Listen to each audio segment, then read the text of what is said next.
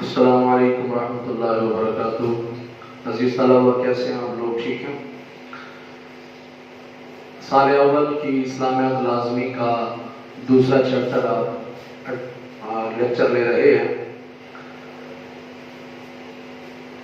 پچھلے لیکچر میں آپ نے روزہ کے متعلق تفصیلی شارٹ کویسچنز، مختصر سوالات آپ نے پڑھے۔ آج کا جو ہمارا لیکچر ہے وہ ہے روزہ کے متعلق جو تفصیلی سوال ہے، یعنی لانگ کویسچن ہے، اس پر ہم ڈسکس کریں گے۔ بورڈ کے اندر اس طرح کا سوال بنتا ہے: روزہ کے مقاصد اور عملی زندگی پر اس کے اثرات۔ دو چیزیں پوچھی گئی ہیں، روزہ کے مقاصد اور عملی زندگی پر اس کے اثرات کیا ہیں۔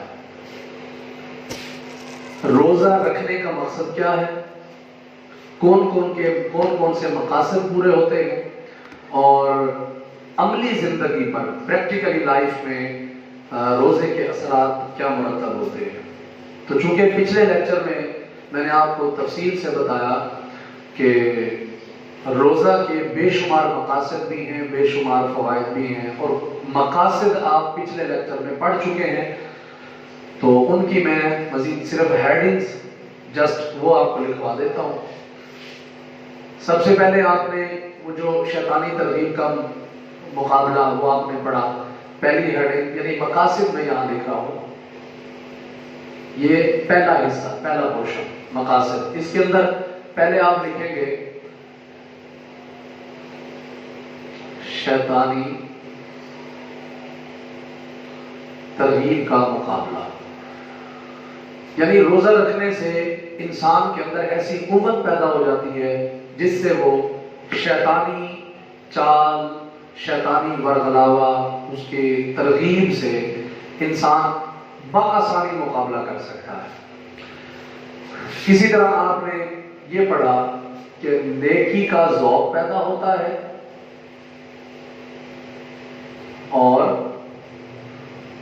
برائی سے نفرت پیدا ہوتی ہے۔ یہ روزہ کا مقصد ہے۔ روزہ رکھنے کا مقصد کیا ہے؟ کہ انسان میں نیکی کا ذوق پیدا ہو اور برائی سے نفرت پیدا ہو۔ اسی طرح انانیت کا علاج، انانیت آپ پچھلے لیکچر میں پڑھ رہے ہیں، انانیت کسے کہتے ہیں؟ خود پسندی۔ انانیت کا علاج یعنی انسان کی جو میں ہے، انانیت ہے، اس کا بھی علاج ہو جاتا ہے روزہ رکھنے سے۔ اسی طرح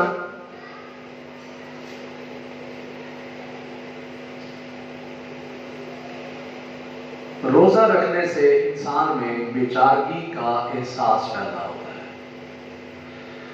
یعنی یہ مقصد ہوتا ہے کہ انسان اپنی میں کو مار دے، اپنے آپ کو جو اس کے اندر تکبر ہے، غرور ہے، دولت کی ہوس ہے، وہ ختم کر دے اور اس کے اندر بے چارگی کا احساس پیدا ہو۔ تو یہ تو ہم مقاصد کے اندر لکھیں گے، اور اسی طرح اس کے اندر آپ قرآنی آیت کا ترجمہ بھی ساتھ اس کے اندر ایڈ کر سکتے ہیں کہ روزہ رکھنے کا مقصد حصول تقوی۔ آپ یہ شروع میں لکھتے ہیں آپ کی مرضی، آخر میں لکھتے ہیں آپ کی مرضی۔ حصول تقوی یعنی روزہ رکھنے کا مقصد کیا ہے؟ کہ انسان متقی بن جائے، پرہیزگار بن جائے۔ اب ہم دوسرے پورشن کی طرف چلتے ہیں، عملی زندگی پر اس کے اثرات کیا ہیں۔ اثرات، روزہ کے مقاصد ہم نے پڑھ لیے، اب ہے روزہ کے اثرات۔ پیارے بچوں، ویسے تو روزہ ایک انفرادی عبادت ہے۔ دیکھو، میں نے روزہ رکھا، یہ ایک انفرادی عبادت ہے۔ آپ نے روزہ رکھا، ہر فرد، ہر مسلمان جو روزہ رکھتا ہے اس کی انفرادی عبادت ہے۔ تو یہاں اگلے پیج پہ آپ چلیں جہاں روزہ کے اجتماعی فوائد لکھے ہوئے ہیں۔ روزہ کے اجتماعی فوائد. ان کے اندر آپ دیکھیں روزہ کے اجتماعی فوائد میں پہلی لائن میں آپ دیکھیں روزہ ویسے تو انفرادی عبادت ہے. روزہ ایک ڈیش عبادت ہے. یہاں ایک MCQ بن سکتا ہے انفرادی. لیکن اس کے باوجود انفرادی عبادت ہونے کے باوجود اس کے اجتماعی بہت سارے فوائد ہیں. وہ کون سے ہیں؟ سب سے پہلے آپ دیکھیں ہمدردی کا جذبہ.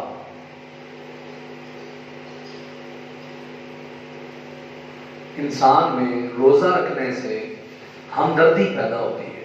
ایک انسان صبح صادق سے لے کر غروب آفتاب تک جب وہ بھوک پیاس برداشت کرتا ہے، جب وہ بھوکا رہتا ہے تو اسے بھوکے لوگوں کا احساس پیدا ہوتا ہے. اسے پتہ ہوتا ہے، اسے پتہ چلتا ہے کہ بھوک کیا چیز ہے، پیاس کیا چیز ہے، کس طرح لوگ بھوکے پیاسے رہتے ہیں. میں تو روزہ کی وجہ سے بھوکا پیاسا ہوں، لیکن وہ غربا، وہ مساکین، وہ غریب لوگ، وہ تنگ دست لوگ جن بیچاروں کے پاس کھانے کو کچھ نہیں، پینے کو کچھ نہیں، وہ کیسے بھوکے رہتے ہوں گے، ان کی بھوک پیاس کا کیا احساس ہے، یہ روزہ رکھنے سے پتہ چلتا ہے. تو پھر روزہ رکھنے کے بعد اسے یہ احساس پیدا ہوتا ہے کہ جس طرح مجھے شدت سے پیاس لگی ہے، بھوک لگی ہے، اسی طرح وہ غریب غربا لوگ بھی اسی طرح شدت محسوس کرتے ہوں گے. پھر اس کی وجہ سے روزہ داروں کے دلوں میں غریبوں کی ہمدردی پیدا ہوتی ہے. اسی طرح قناعت و ایثار.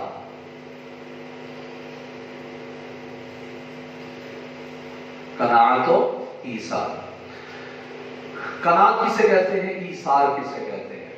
قناعت کیا چیز ہے؟ قناعت کا معنی ہے جتنا مل جائے اسی پر صبر کرنا، اسی پر قناعت کرنا. تھوڑا مل جائے اسی پر بھی صبر کر جانا، زیادہ کی ڈیمانڈ نہ کرنا، زیادہ کا مطالبہ نہ کرنا، تھوڑے پر اکتفا کرنا قناعت کہلاتا ہے. جتنا مل گیا ہے اسی پہ صبر و شکر کرنا. ایثار کیا ہے؟ ایثار یہ ہے کہ جو کچھ ملا خود استعمال کیا نہیں کیا، دیکھا کوئی اور ضرورت مند ہے، کوئی اور اس کا مستحق ہے، تو اپنی ضرورت کو دوسرے کی ضرورت پر قربان کر دینا، دوسرے کی ضرورت کو اپنی ضرورت پر ترجیح دینا، یہ کیا کہلاتا ہے؟ ایثار. تو قناعت و ایثار یہ بھی روزہ سکھاتا ہے. یعنی بندہ صبح کھاتا ہے، شام کو کھاتا ہے. عام دنوں میں کھانا جو ہے وہ زیادہ کھایا جاتا ہے. روزہ کی حالت میں، روزہ کے دنوں میں ساری و افطاری بہت کم استعمال کی جاتی ہے. تو کم کھا کر، تھوڑا کھا کر انسان کے دل میں، روزہ دار کے دل میں قناعت و ایثار کا جذبہ پیدا ہوتا ہے. تو روزہ کے حالت میں یہ جذبہ پیدا ہوتا ہے اور پھر بعد میں وہ لوگوں کے ساتھ اسی طرح کا معاملہ کرتا ہے. لوگوں کے معاملات اپنے معاملات سمجھتا ہے، ان کی ضرورت کو اپنی ضرورت سمجھتا ہے اور ان کی ضرورت پوری کرنے کے لیے ایثار کا ثبوت دیتا ہے. اسی بات کی ترجمانی قرآن مجید کی وہ آیت کر رہی ہے جس میں اللہ نے فرمایا وَيُؤْثِرُونَ عَلَىٰ أَنفُسِهِمْ وَلَوْ كَانَ بِهِمْ خَصَاصَةٌ. وہ ترجیح دیتے ہیں، مقدم رکھتے ہیں اپنے اوپر، حالانکہ وہ خود فاقے سے ہوتے ہیں، حالانکہ وہ خود ضرورت مند ہوتے ہیں. آگے چلتے ہیں باہمی یکانگت.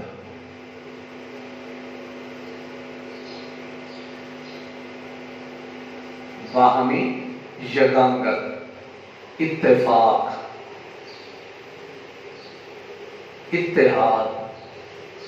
روزہ رکھنے سے آپس میں باہمی یکانگت پیدا ہوتی ہے.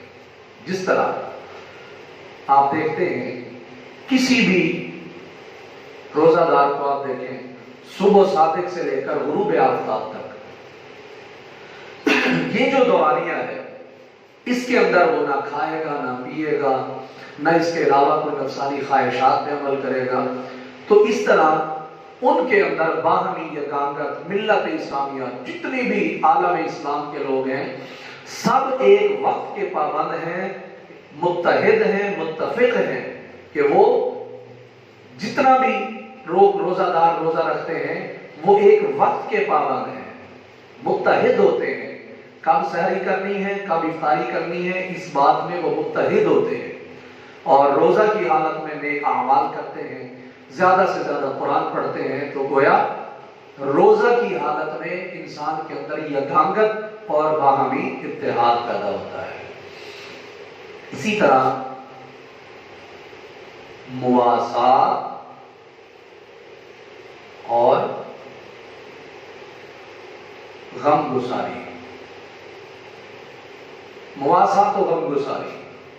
مواسات کیا چیز ہے؟ برابری، مواسات ہمدردی، پیار محبت، تاسیس، غم گساری ایک دوسرے کے ساتھ غم بانٹنا، ایک دوسرے کے غم بانٹنا، ایک دوسرے کی ہمدردی کرنا، پیار محبت سے پیش آنا۔ تو روزہ مواسات و غم گساری کا بھی بہترین ذریعہ ہے، آپس میں ایک دوسرے کے ساتھ غم گساری۔ حدیث پاک میں ہے وَهُوَ الْمُوَاسَاتُ، یہ جو روزوں کا مہینہ ہے یہ مواسات کا مہینہ ہے، غم گساری کا مہینہ ہے۔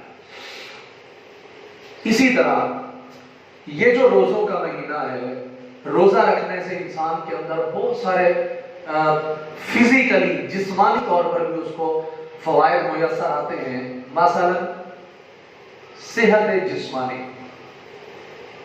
جب بندہ روزہ رکھتا ہے تو اس کے کھانے کا وقت مقرر ہوتا ہے، صبح سحری کے وقت کھاتا ہے، رات کو افطاری کے وقت۔ اس کے علاوہ وہ سارا دن اس کا معدہ خالی رہتا ہے، تو اس کا معدہ خالی رہنا اس کی صحت مند ہونے کی دلیل ہے، اس کو بیماریوں سے چھٹکارا مل جاتا ہے۔ حدیث پاک ہے کہ اس میں بہت ساری شفائیں ہیں، لوگوں کے لیے شفا ہے، یعنی روزے کی حالت میں انسان جو ہے وہ بہت ساری بیماریوں سے بچ جاتا ہے۔ تو نبی پاک علیہ السلام نے فرمایا کہ جو شخص زیادہ بیمار رہتا ہو، جس کا معدہ درست نہ ہو، اسے چاہیے وہ روزہ رکھے۔ جب روزہ رکھے گا تو کھانے پینے کا ایک شیڈول مقرر ہو جائے گا، اس حساب سے وہ کھائے گا۔ جب ہمیں روزہ نہیں ہوتا، اب ہم اپنی مرضی سے جب دل کرے کھاتے ہیں، صبح کھا لیا، دوپہر کھا لیا، شام کھا لیا، رات کو کھا لیا، جب دل کرے کھا لیا، تو معدہ ڈسٹرب ہو جاتا ہے، اور معدے کی وجہ سے بہت ساری بیماریاں جنم لیتی ہیں، بہت ساری بیماریاں پیدا ہوتی ہیں۔ تو روزہ صحت جسمانی کا بہترین علاج ہے۔ ان اثرات میں فوائد میں آگے ہم چلتے ہیں۔ پابندی وقت،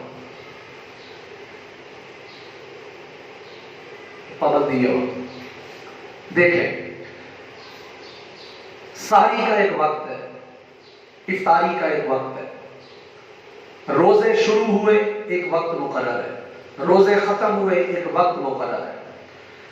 تو جس طرح روزہ دار اپنا ایک سکیجول بنا لیتا ہے ماہ رمضان المبارک میں کہ میں نے کب سحری کرنی ہے، کب افطاری کرنی ہے، کب کون سا کام کرنا ہے، تلاوت میں نے اس وقت کرنی ہے، نوافل میں نے اس وقت پڑھنے ہیں، صلاۃ اللیل میں نے اس وقت پڑھنے ہیں، میں نے صلاۃ التسبیح اس وقت پڑھنی ہے، میں نے درود پاک کی تسبیح اس وقت پڑھنی ہے، یعنی وہ اپنا ایک شیڈول بنا لیتا ہے۔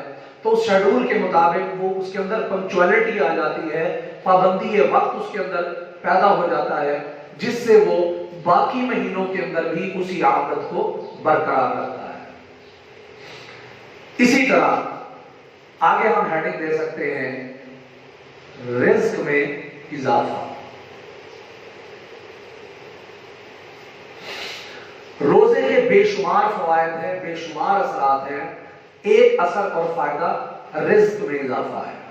آپ دیکھتے ہیں اس کی مثال واضح ہے، آپ دیکھتے ہیں کہ وہ چیزیں جو ہم باقی دنوں میں نہیں کھاتے لیکن رمضان المبارک کے اندر وافر مقدار میں ہمیں میسر ہوتی ہے، یہ تو بات ہے ان لوگوں کی جو افورڈ کر سکتے ہیں، لیکن ذرا دوسرے پہلو کی طرف جائیے، وہ غربا، وہ تنگ دست لوگ جو پورا سال، پورے 11 مہینے جن چیزوں کو دیکھنے کے لیے ترستے ہیں، لیکن ماہ رمضان المبارک کی برکت ہی برکت ہے کہ جب مہینہ رمضان کا آتا ہے تو وہ غربا جن چیزوں کو دیکھنے کے لیے ترستے تھے ان کو وافر مقدار میں استعمال کر رہے ہیں، ان کو کھا رہے ہیں، اور حدیث پاک میں ہے کہ تم روزہ افطار کراؤ تو تمہارے رزق میں اضافہ ہوگا، اور اسی طرح گھر میں استعمال کرو، رزق تمہارے رزق کو بڑھا دیا جائے گا۔ تو اس طرح پتہ یہ چلا کہ رمضان المبارک کے روزوں کی برکت یہ ہے کہ مومن کے رزق میں اضافہ کر دیا جاتا ہے۔ جس طرح حدیث پاک میں یزداد فیہ رزق المؤمن، رمضان المبارک کے اندر مومن کا رزق بڑھا دیا جاتا ہے۔ اسی طرح دو خوشیاں، یہ بھی روزہ دار کے لیے انعام ہے، روزے کا انعام۔ وہ کیا ہے؟ حدیث پاک آپ نے پیارے بچوں 10th کلاس کے اندر پڑھی تھی، للصائم فرحتان، فرحۃ عند افطارہ وفرحۃ عند لقاء ربہ۔ آپ نے حدیث پڑھی تھی 10th کلاس میں کہ روزہ دار کے لیے دو خوشیاں ہیں، ایک خوشی افطاری کے وقت، دوسری خوشی رب سے ملاقات کے وقت۔ افطاری کے وقت آپ دیکھتے ہیں کہ کس طرح سارا دن کا بھوکا پیاسا روزہ دار جب اس کو افطاری کا وقت قریب آتا ہے وہ خوش ہو جاتا ہے، وہ بہت ہی زیادہ مسرت و شادمانی اس کے اندر آ جاتی ہے، کیونکہ اسے پتہ ہوتا ہے کہ 14-15 گھنٹے میں نے بھوک پیاس برداشت کی ہے، لیکن اس کا انعام ابھی مجھے مختلف مأکولات، مشروبات، مختلف کھانے پینے کی چیزوں کی صورت میں مجھے اس کا رزلٹ اور خوشی مل رہی ہے، اور ابھی خوشی ملنے والی ہے۔ تو جب وہ سامنے اپنے کھانا پینا دیکھتا ہے تو بڑا خوش ہوتا ہے۔ اور اسی طرح دوسری اس کے لیے خوشی جو ہے وہ قیامت کے دن ہوگی، جس کے بارے میں آپ نے پچھلے لیکچر کے اندر حدیث بھی سنی تھی، الصوم لی وانا اجزی بہ۔ اللہ فرماتا ہے کہ روزہ میرے لیے ہے اور میں ہی اس کی جزا دوں گا۔ تو قیامت کے دن جب اس کی جزا دی جائے گی وہ کیا ہوگی؟ اللہ روزے داروں سے ملاقات فرمائے گا، روزے داروں سے اپنی ملاقات کا انہیں شرف دے گا۔ تو گویا روزہ دار کے لیے دو خوشیاں ہیں۔ اسی طرح آگے ہم چلتے ہیں، روزہ دار کے لیے اور بھی بہت ساری فضیلتیں اور فوائد ہیں۔ اسی طرح ایک اور ہے مچھلیوں کا استغفار کرنا، مچھلیوں کا استغفار کرنا، یعنی روزہ دار کے لیے مچھلیاں بھی استغفار کرتی ہیں۔ یعنی جب انسان روزہ رکھتا ہے، حدیث پاک میں آتا ہے تستغفر لهم الحیتان حتی یفطروا، حدیث پاک کے لفظ ہیں۔ نبی پاک علیہ السلام نے فرمایا کہ جب روزہ دار روزہ رکھ لیتا ہے تو روزہ رکھنے کے وقت سے لے کر، یعنی صبح صادق سے لے کر افطاری کے وقت تک سمندروں میں، ندی نالوں میں، دریاؤں میں رہنے والی مچھلیاں روزہ دار کی مغفرت اور بخشش کی دعا کرتی ہیں۔ کتنا بڑا فائدہ ہوا کہ روزہ رکھنے سے اللہ کی وہ مخلوقات جو بے زبان ہیں، بول نہیں سکتی، لیکن سمندروں میں رہ کر اللہ کی بارگاہ میں عرض کرتی ہیں، یا اللہ ہم ہر وقت تیری تسبیح بیان کرتی ہیں، اسی تسبیح کی قبولیت کی وجہ سے یا اللہ ان روزہ داروں کی بخشش فرما۔ آگے چلتے ہیں، روزے کا سفارشی ہونا، اگلی ہیڈنگ ہے روزے کا سفارشی ہونا۔ سفارشی سفارش کرنے والا۔ حدیث پاک میں آتا ہے کہ قیامت کے دن جب نفسا نفسی کا عالم ہوگا، قیامت کے دن دو نوجوان خوبصورت شکل میں آ جائیں گے، اللہ کی بارگاہ میں آئیں گے، عرض کریں گے یا اللہ ہمیں اجازت دے، ہم کچھ کرنا چاہتے ہیں۔ اللہ فرمائے گا کیا؟ وہ عرض کریں گے یا اللہ ہمارے جو دوست ہیں ہم ان کو الگ کرنا چاہتے ہیں۔ اللہ اجازت دے دے گا، وہ جائیں گے، صفیں لگی ہوں گی، ان میں سے لوگوں کو نکالتے جائیں گے، الگ صف بناتے جائیں گے، الگ لائن میں کھڑا کرتے جائیں گے، حتیٰ کہ بہت سارے لوگوں کو وہ الگ کر لیں گے۔ آخر کار کیا ہوگا؟ ان کو اللہ کی بارگاہ میں لے جائیں گے اور اللہ کی بارگاہ میں عرض کریں گے یا اللہ انہوں نے دنیا میں ہمارے ساتھ وفا کی، ہمارے ساتھ محبت کی، آج ہم ان کے ساتھ وفا کریں گے، ہماری سفارش ان کے حق میں قبول فرما اور ان کو جنت عطا فرما۔ حدیث پاک میں آتا ہے وہ کون شخص ہوں گے؟ دو، ایک قرآن ہوگا اور دوسرا روزہ ہوگا۔ روزہ اور قرآن اپنے پڑھنے والوں اور روزہ رکھنے والوں کی اطاعت کریں گے۔ تو پیارے بچوں، اس کے علاوہ اور بھی بے شمار اور فوائد ہیں، بہت ساری اثرات ہیں روزہ رکھنے کے۔ تو بہرحال ہم اسی پہ ہی اکتفا کرتے ہیں۔ آج کا لیکچر ہمارا اختتام کی طرف چلتا ہے کہ آج ہم نے روزے کے مقاصد، یہ جو لانگ کوسچن ہے، اس کو ہم نے تفصیل سے پڑھا۔ روزے کے مقاصد کیا ہیں اور عملی زندگی پر اس کے اثرات کیا ہیں۔ امید ہے کہ آپ کو اچھی طرح سمجھ آ گیا ہوگا۔